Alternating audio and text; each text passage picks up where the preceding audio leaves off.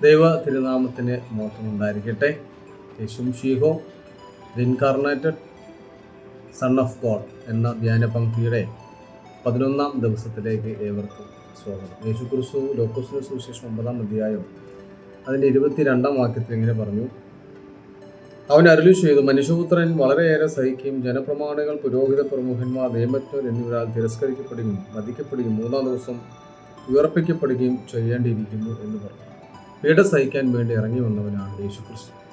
കർത്താവിൻ്റെ ഈ മനുഷ്യാവതാരം അനേകർക്ക് മാതൃകയായി തീർന്നു. പീഡ സഹിക്കേണ്ടി വന്നാലും കുഴപ്പമില്ല, പക്ഷേ 3-ാം ദിവസം ഞാൻ ഉയർത്തെഴുന്നേൽക്കും. പ്രിയമുള്ളവരെ, നമ്മുടെ ജീവിതത്തിൽ അനേക പീഡകളും സഹനങ്ങളും ഒക്കെ നമ്മൾ നേരിടുമ്പോൾ യേശുക്രിസ്തു ഇത് നേരിട്ടതാണെന്ന് നമ്മൾ മനസ്സിലാക്കുമ്പോൾ തന്നെ യേശുക്രിസ്തു പറഞ്ഞത്, ഞാൻ 3-ാം ദിവസം ഉയർത്തെഴുന്നേൽക്കും. പീഡ സഹിക്കേണ്ടി വന്നാലും നിങ്ങളുടെ എല്ലാ കഷ്ടപ്പാടുകൾക്കും വേദനകൾക്കും മധ്യത്തിൽ നിങ്ങളെ ഉയർപ്പിക്കുവാൻ, നിങ്ങളുടെ പ്രശ്നങ്ങളിൽ നിന്ന് വിടുവിക്കുവാൻ കഴിവുള്ളവനാണ് യേശുക്രിസ്തു. അവൻ്റെ ജനനം, അവൻ്റെ മനുഷ്യാവതാരം അതിന് മുഖാന്തരമായി തീരട്ടെ. ദൈവം എല്ലാവരെയും സമൃദ്ധമായിട്ട് അനുഗ്രഹിക്കുകയും ചെയ്യട്ടെ.